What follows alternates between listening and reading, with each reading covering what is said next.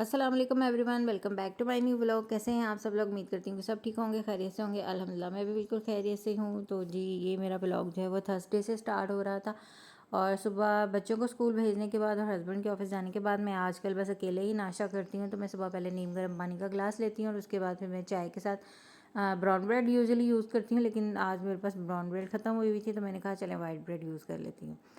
तो अभी हेल्पर अभी आई नहीं थी, उतनी देर में मिन्हा भी स्कूल से आ चुकी थी क्योंकि उसकी अभी प्री सेक्शन है तो वो जल्दी फ्री हो जाती है, तो 12 बजे ही ऑफ हो जाता है। उसको आते ही ये होता है कि जो कलर वाला काम है ना वो मैं कर लूँ। तो यहाँ वो अपनी कलरिंग कर रही थी तो मैंने कहा चले मैं उतनी देर में खाना भी रेडी कर लेती हूँ। तो मैं बना रही थी कचनार और चिकन। तो कचनार मैंने रात को ही तोड़ के तो फ्रिज में रख ली हुई थी। तो फिर मैंने ना चिकन का मसाला रेडी किया, जैसे आप लोग अपने चिकन का मसाला रेडी करते हैं बस उसी तरह ही मसाला रेडी करना है और उसके बाद कचनार ऐड कर देनी। बस इसमें ये है कि थोड़ा सा आप टमाटर भी डाल दिया करें क्योंकि ज़रा अच्छा सा टेस्ट आ जाता है। तो मैंने इसके अंदर टमाटर की प्यूरी बना के डाल दी थी और बाद में थोड़ी सी दही भी डाल के तो उसको अच्छे से भून लिया था। जब तकरीबन 50% तक हंडिया जो थी वो रेडी हो चुकी थी और उसके बाद फिर मैंने इसके अंदर कचनार ऐड कर दी और कचनार ऐड करने के बाद मैंने इसको दम पर रख दिया, हल्की आंच के दम पर रख दिया। तो कचनार जो है ना वो खुद ही हो जाती है। बस जी जाती जाती का सीज़न का ये है सब्ज़ी है तो मैंने कहा चले आज ये भी बना लेते हैं। फिर जब आप खाना बना रहे हो तो फिर बर्तन का तो ढेर लग ही जाता है। तो फिर इसी तरह ही मेरे भी काफ़ी बर्तन हो गए हुए थे तो मैंने कहा चले जब तक साथ में कचनार भी पक रही है तो साथ में मैं ना अपने बर्तन भी धो लेती हूँ। और जी उससे पहले आप लोग मुझे बताएं कि आप लोग क्या कर रहे हैं। ईद के बाद सबकी रूटीन जो है वो कैसी शेड्यूल में आई है या नहीं आई है। और जी उससे पहले अगर आप लोगों ने मेरा अभी तक चैनल सब्सक्राइब नहीं किया तो जल्दी से जाएं मेरे चैनल को सब्सक्राइब करें, वीडियो को लाइक करें, शेयर करें और अच्छे अच्छे से कमेंट करके मुझे बताएं कि आपको इस टॉपिक पर वीडियो पसंद है। और ये भी बताएं कि आपको मेरे व्लॉग्स जो हैं वो पसंद आ रहे हैं या आपको किस तरह के आप लोग जो है ना वो व्लॉग्स देखना चाह रहे हैं। उसके बाद ये सब्ज़ी के साथ काफ़ी ज़्यादा धनिया जो था वो आया हुआ था तो मैंने कहा चले मैं ना इसको ऐसे पेपर टावल में रैप करके तो इस तरह से ना मैं फ्रिज में इसको स्टोर कर लेती हूँ। मैंने ये आपको काफ़ी दफ़ा से बताया हुआ है। इस तरह ये है कि धनिया काफ़ी दिन जो है ना वो चल जाता है। अब जैसे जैसे गर्मी आएगी तो धनिया भी नहीं मिलेगा तो फिर इस तरह ये है कि अगर आपने काफ़ी दिन तकरीबन 10 से 15 दिन ईजिली चल जाता है धनिया। फिर जी साथ साथ में मैंने कहा चले अपनी जो मल्टीविटामिन्स है वो भी लेना बहुत ज़रूरी है। तो यहाँ मैं अपने जो मल्टीविटामिन्स थे वो ले रही थी और साथ ही मेरा जो खाना जो था वो डन हो चुका हुआ था। फिर उसके बाद जी शाम के टाइम जी हस्बैंड ऑफिस से आए थे तो उन्होंने चाय की डिमांड की थी तो ये मैं उनके लिए चाय बना रही थी। फिर जी नेक्स्ट डे था फ्राइडे और फ्राइडे को आज हस्बैंड मुझे कह के गए थे कि मेरे आने से पहले जो है ना वो पैरी बाइट्स जो है ना वो रेडी करके रखना। तो मैंने जो चिकन था उसको मैंने डीफ्रोस्ट होने के लिए रख दिया था, बोनलेस चिकन था। और उसके बाद जो ये सब्ज़ मिर्च थी इनके मैंने इस तरह से ना बीज जो थे वो निकाल लिए हुए थे। और इस तरह ये है कि आप जो मिर्चों की कड़वाहट होती है ना वो नहीं फील होती है। तो ये मैं आपको बता रही हूँ एक इस तरह जो है ना इसको ऐसे कट लगा कर और उसके अंदर आप किसी चम्मच की बैक साइड से ना इस तरह से आप निकाल लें तो इजीली जो है ना वो कट्स जो होते हैं ना बीज जो होते हैं वो निकल जाते हैं। इस तरह ये है कि इसकी जो कड़वाहट है वो काफ़ी हद तक ख़त्म हो जाती है तो मज़े की भी फिर लगती हैं। और याद रहे कि जो इनकी जो डंडियाँ हैं ना वो टूटनी नहीं चाहिए क्योंकि फिर इस तरह वो फ्राई होनी होती है, कोटिंग होनी होती है तो वो फिर ना बिल्कुल भी अच्छी नहीं लगती हैं। तो इसलिए डंडियों को ज़रा एहतियात से और इसी तरह ना इन चम्मच के साथ ना आप इस तरह निकाल लें। अगर आपने फिंगर से करनी है तो फिर आप ग्लव्स यूज़ कर लें, ग्लव्स पहन लें। फिर ये कि वरना जो मिर्चें जो होती हैं ना वो फिर हाथ पे बहुत लगती हैं और बहुत रैश कर देती हैं। इस तरह ये है कि अगर मैंने ग्लव्स नहीं भी यूज़ किए थे क्योंकि उस टाइम मुझे समझ नहीं आ रहा था कि मैंने कहाँ रखे हैं तो मैंने फिर ना ये चम्मच की बैक साइड ले ली और ये देखें बिल्कुल भी इसके अंदर कोई भी बीज नहीं रहा।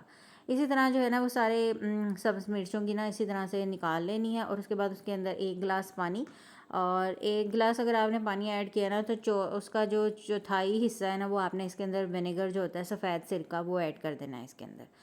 तो जितना भी पानी है ना उसका चौथाई हिस्सा आपने इसके अंदर विनेगर ऐड कर देना है और उसको तकरीबन 15 मिनट के लिए ना उसको ऐसे डिप करके रख देना है।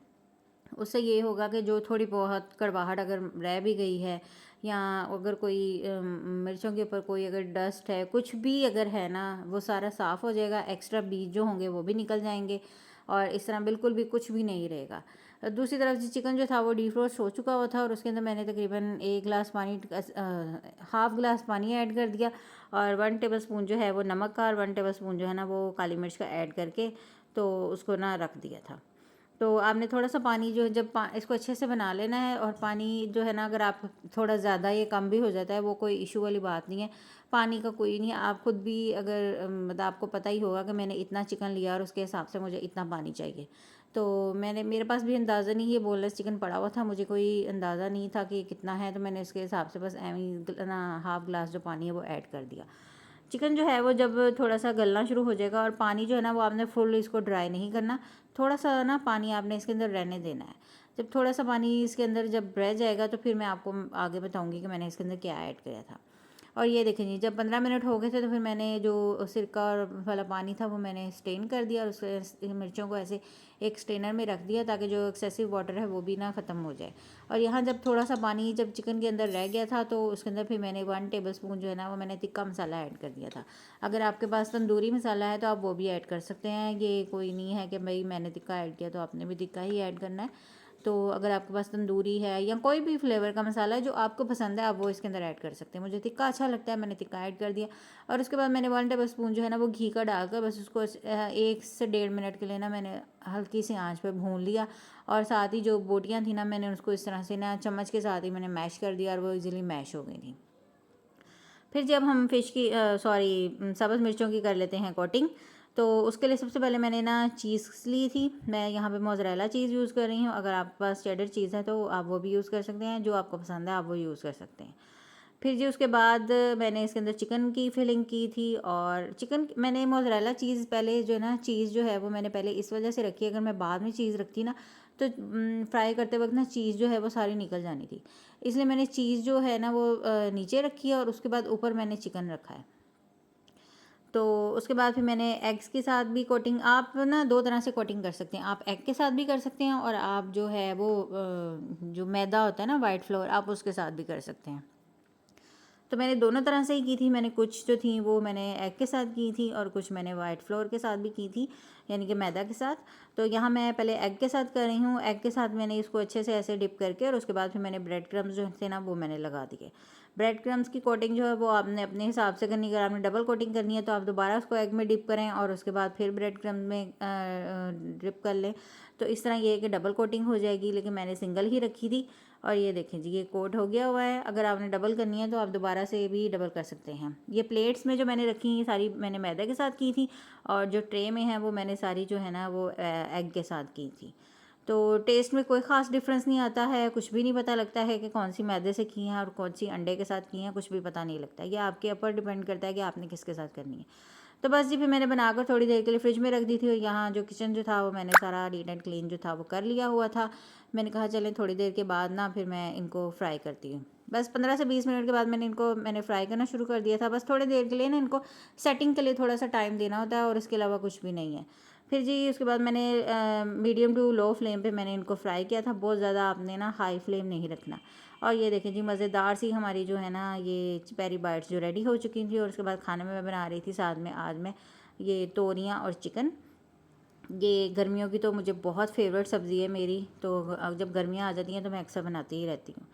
फिर जी उसके बाद हम लोगों ने जाना था रात को, फिर रेहान की तबीयत जो थी वो काफ़ी ख़राब हो गई थी, उसको फिर हम लेकर गए हॉस्पिटल, तो उसको काफ़ी ज़्यादा फ़ीवर था, जिसकी वजह से उन्होंने उसको थोड़ी देर के लिए इमरजेंसी में रखा, और फिर जी हमें डिस्चार्ज कर दिया थोड़ी देर के बाद, और हम मेडिसिन वगैरह लेके इंजेक्शन लगवा के तो घर आ गए हुए थे।